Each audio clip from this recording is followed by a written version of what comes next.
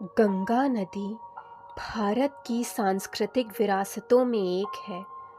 गंगा न सिर्फ श्रेष्ठ व पवित्र नदी है, बल्कि भारत को एक सूत्र में बांधने का श्रेय भी गंगा को जाता है। प्रथम वेद ऋग्वेद में गंगा का जिक्र किया गया है। इसके बाद के 3 वेद यजुर, साम और अथर्ववेद में भी गंगा का उल्लेख पवित्र नदी के रूप में किया गया है।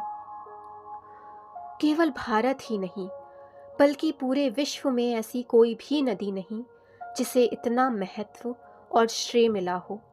यही कारण है कि गंगा को केवल जल का स्रोत नहीं माना जाता, बल्कि देवी के समान इसकी पूजा की जाती है। हिंदू धर्म में ऐसे कई धार्मिक अनुष्ठान हैं जो बिना गंगा जल के पूर्ण व शुद्ध नहीं माने जाते। वेद पुराणों में गंगा का विशेष महत्व है। गीता में श्री कृष्ण ने कहा है, नदियों में मैं पवित्र गंगा हूँ। गंगा का उच्चारण करने से पापों का नाश होता है। दर्शन करने वालों का गंगा कल्याण करती है और गंगा स्नान करने वालों की 7 पीढ़ियों तक को गंगा पवित्र कर देती है। गंगा को देव नदी भी कहा गया है। हिंदू धर्म में होने वाले विभिन्न धार्मिक कार्यक्रम जैसे कि पूजा अर्चना, जलाभिषेक, शुद्धिकरण गंगा जल के बिना अधूरे हैं। गंगा नदी से जुड़ी कई कथाएं हैं। इनमें सबसे प्रचलित और पौराणिक कथा के अनुसार राजा सगर को कठोर तप के बाद 60,000 पुत्रों की प्राप्ति हुई। एक दिन राजा सगर ने यज्ञ करने का निश्चय किया। यज्ञ के लिए राजा को घोड़े की आवश्यकता थी, जिसे देवराज इंद्र ने चुरा लिया। राजा सगर ने अपने सभी पुत्रों को घोड़े की खोज में भेज दिया। अंत में उन्हें घोड़ा पाताल लोक में एक ऋषि के समीप बंधा हुआ मिला। ऋषि के समीप घोड़े को देख सगर के पुत्रों को लगा कि ऋषि द्वारा ही घोड़े को गायब किया गया। सगर के पुत्रों ने इस वजह से ऋषि का अपमान कर दिया। ऋषि, जो हजारों वर्षों से तपस्या में लीन थे, उन्होंने क्रोध में अपनी आंखें खोली और सगर के सभी 60,000 पुत्रों को भस्म कर दिया।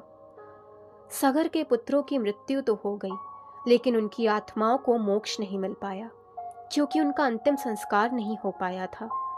सगर के पौत्र अंशुमन ने आत्माओं की मुक्ति का असफल प्रयास किया और बाद में अंशुमन के पुत्र दिलीप ने भी प्रयास जारी रखा। इसके बाद भागीरथ, जो राजा दिलीप के पुत्र थे, वे अपने पूर्वजों का अंतिम संस्कार करने में सफल हुए।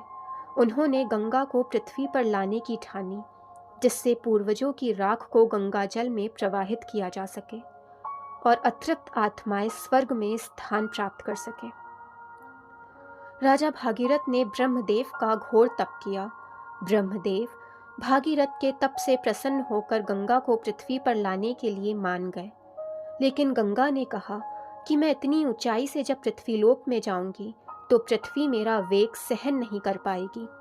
तब ब्रह्मदेव के कहने पर भागीरथ ने भगवान शिव की तपस्या की और उन्हें प्रसन्न किया। महादेव ने अपनी खुली जटाओं में गंगा के वेग को रोककर एक लट खोली, जिससे गंगा की अविरल धारा पृथ्वी पर प्रवाहित हुई।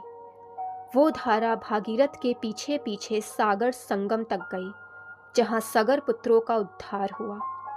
शिव के स्पर्श से गंगा और भी पावन हो गई और पृथ्वीवासियों के लिए श्रद्धा का केंद्र बन गई। दोस्तों, वीडियो पसंद आए तो चैनल को लाइक, सब्सक्राइब एंड शेयर करिए, ताकि चैनल की नोटिफिकेशंस आपको मिलती रहे।